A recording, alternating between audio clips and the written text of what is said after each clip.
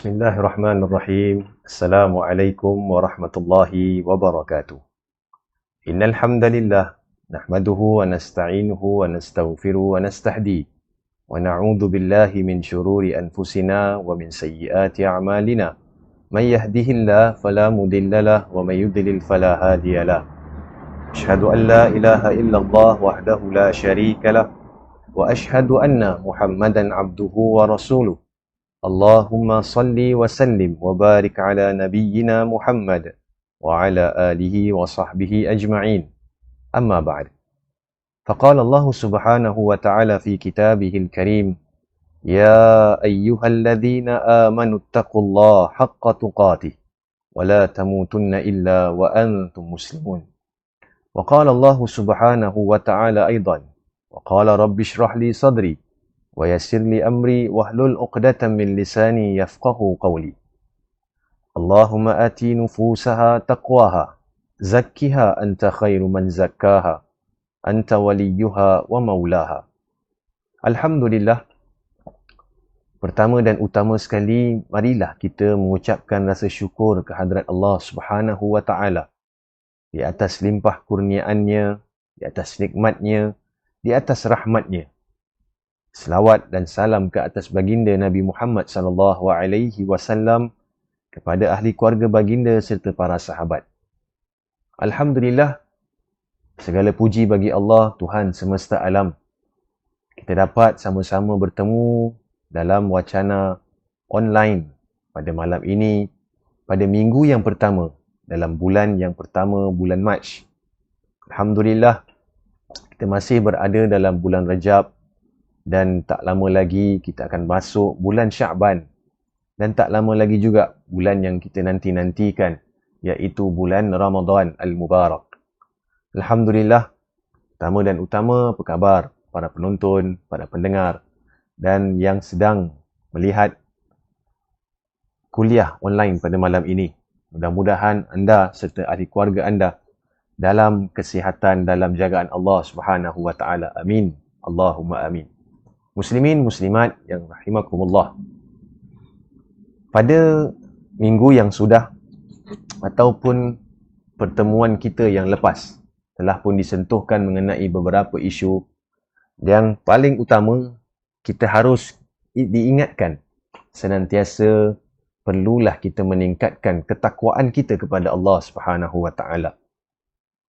Kita melaksanakan segala titah perintah Allah dan kita menjauhi dan menegahkan diri kita daripada segala keburukan. Mudah-mudahan kita sebagai hamba-hamba Allah di muka bumi ini akan beraih syurga yang kekal abadi buat selama-lamanya. Amin. Allahumma amin. Pada hadis yang ke-32 dalam kitab Tadabbur Hikmal Hadis, karangan hadis 40, karangan Imam An-Nawawi rahimahullah, mengenai tentang jangan kita memberi mudarat dan jangan kita memudaratkan orang. La darar wala dirar. Apabila kita mengelakkan diri kita dari kemudaratan dan jangan pula kita memudaratkan seseorang. Kita boleh lihat dan kita boleh ambil dalam situasi yang sekarang ini, yang mana kita perlu berjaga-jaga dan perlu terus mematuhi segala perintah-perintah yang telah ditetapkan oleh negeri-negeri kita yang kita duduki, bahawasanya kalau sekiranya kita kurang sihat, perlulah kita berjumpa doktor. Kalau kita kurang sihat, perlulah kita isolate kita punya diri. Kita asingkan diri kita daripada bertemu dengan sesiapa sahaja, termasuklah ahli keluarga kita, bagi kita tidak mendatangkan kemudaratan. sama-sama kita dapat mengelakkan jangkitan-jangkitan yang kita ingini. Dan mudah-mudahan kita berdoa kepada Allah Subhanahu Wa Taala, mudah-mudahan COVID-19 ini, mudah-mudahan Allah Subhanahu Wa Taala berakhirkan. Allah menguji kita untuk meningkatkan keimanan dan ketakwaan kita. Amin. Allahumma amin. Jadi muslimin muslimat rahimakumullah, pada minggu yang pertama ingin saya kongsi hadis yang seterusnya, hadis yang ke-33, yang mana daripada Ibnu Abbas radhiyallahu anhuma anna Rasulullah sallallahu alaihi wasallam qala law yu'tan nasu bida'wahum ladda'a rijalun amwala qaumin wa dima'ahum lakinnal bayyinata 'alal mudda'i wal yamina 'ala man ankara. Hadithun hasanun rawahu al-Imam al-Baihaqi fi Sunan wa ghairuhu hakadha wa ba'duhu fi sahihaini. Daripada Ibnu Abbas radhiyallahu an, sesungguhnya Nabi sallallahu alaihi wasallam bersabda, kalaulah law yu'tan nasu bida'wahum ladda'a rijalun amwala qaumin wa dima'ahum. Kalaulah manusia ini diberikan hak untuk mendakwa apa sahaja, maka setiap lelaki akan mendakwa bahawa harta orang lain dan darah mereka. Lakinnal bayyinata 'ala mudda'i. Tetapi bukti mesti perlu ada atas pendakwa. Wal yamina 'ala man ankara. Dan sumpah perlu dilaksanakan atau dilakukan atas orang yang mengingkari. Hadis riwayat oleh Imam Al-Baihaqi rahimahullah. Muslimin muslimat rahimakumullah yang saya kasihi dan saya hormati. Hadis yang dikongsikan atau dibacakan sebentar tadi, ianya memberikan maksud tentang jika diberikan hak kita mendakwa, pasti semua orang akan mendakwa bahawa sesuatu itu miliknya. Bahkan harta orang lain juga akan dikata pun miliknya. Jadi Islam telah memberi ilmu pengetahuan kepada kita, memberi tunjuk ajar kepada kita untuk kita lebih memahami akan maksud daripada hadis ini yang mengatakan kalaulah kita diberikan segala-galanya, pasti semua perkara kita akan claim. Walaupun hak kita, walaupun bukan hak kita. Jadi, apabila kita mengatakan sedemikian, kalau kita claim bukan hak kita, kita perlu mendatangkan saksi, perlu menunjukkan saksi ataupun perlu kita bersumpah untuk mengatakan ini hak milik kita. Jadi, yang mana kita lihat Islam mengajarkan kepada kita kaedah yang ingin mendakwa perlu mendatangkan bukti. Kalau saya mengatakan ini milik saya perlu mendatangkan bukti bahawasanya itu milik saya. Contohnya, kalau saya mengatakan saya terjumpa beg duit ataupun beg dan sebagainya, membuktikan barang-barang ataupun itu adalah kepunyaan saya, perlulah ada seperti kad pengenalan saya, perlulah ada perkara-perkara yang saya sudah maklum ada dalam beg duit tersebut. Kita tidak boleh mengatakan itu beg duit yang kita jumpa ni adalah milik kita, sedangkan itu bukan milik kita, tetapi kita mengambil milik orang lain. Sedangkan itu dalam kategori Islam, itu bukan milik kita, yang kita ambil bukan hak kita, dipanggil sebagai mencuri. Dan mencuri dikatakan dalam Islam seperti Allah mengatakan wasariqu wasariqatu faqta'u aydiyahuma.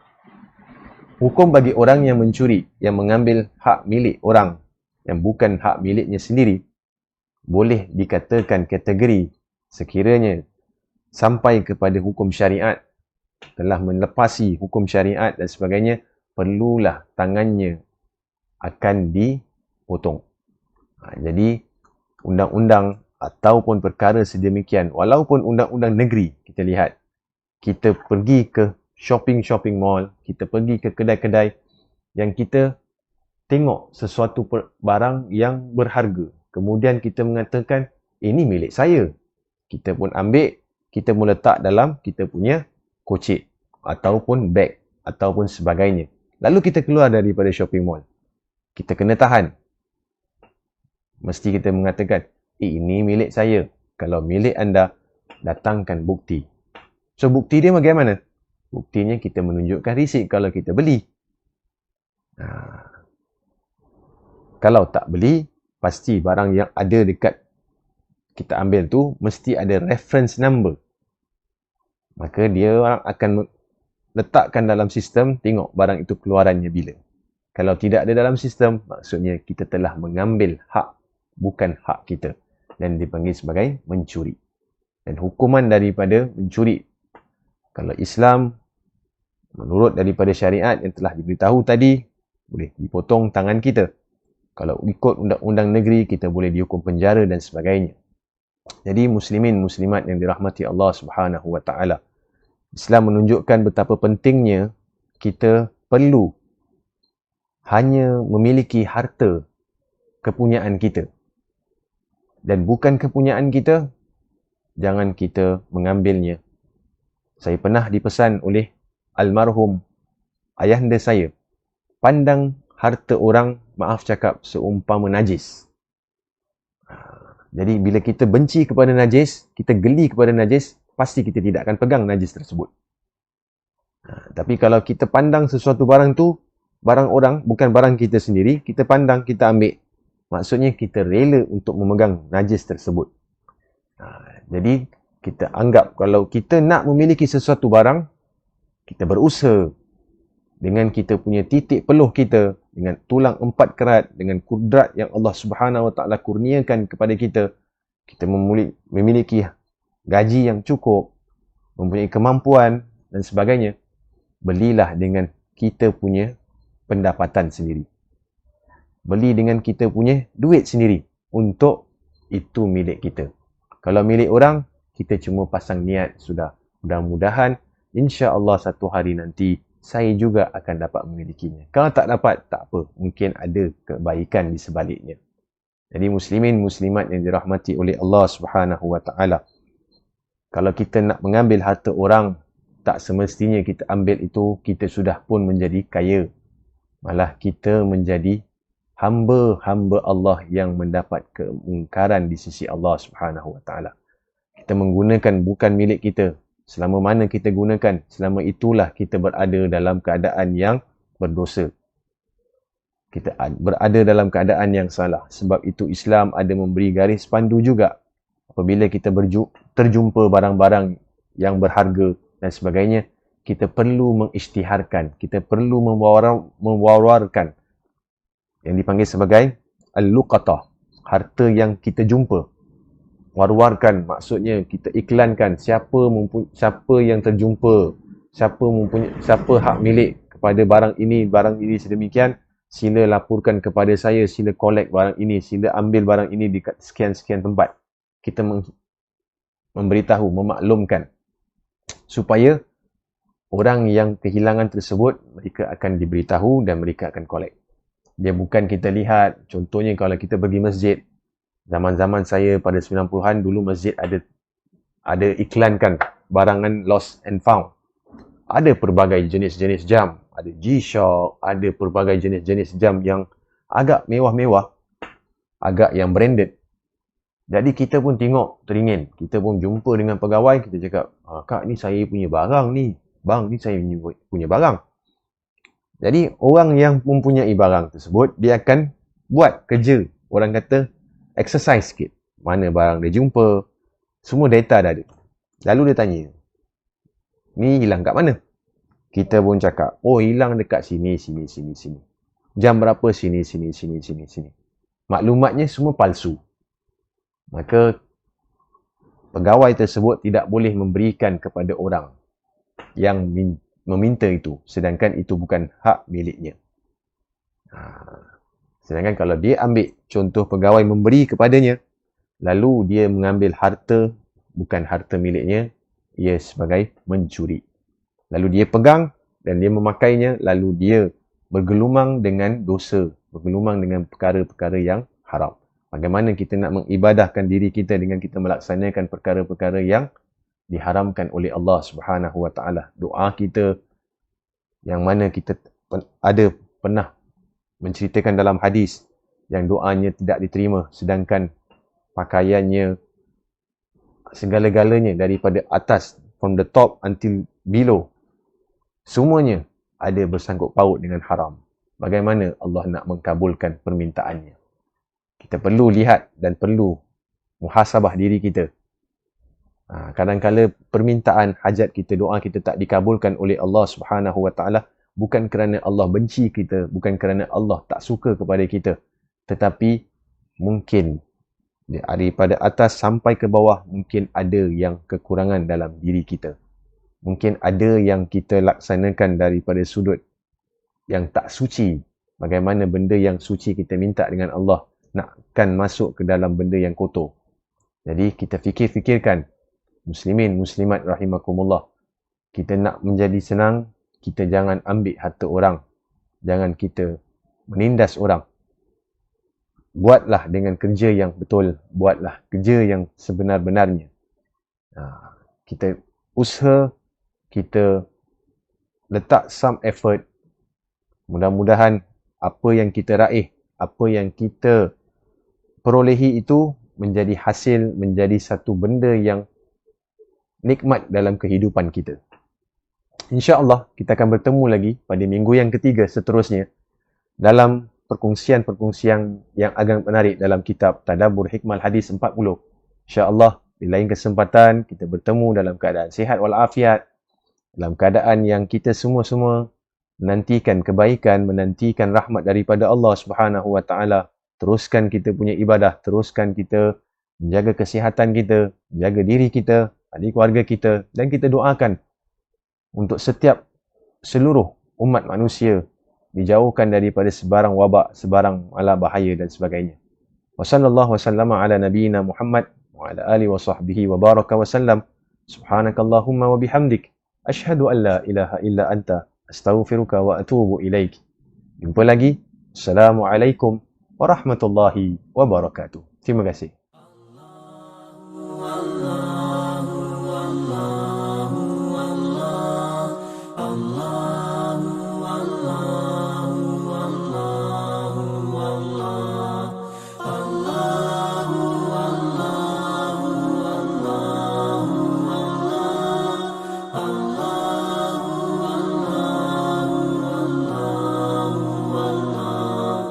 Allah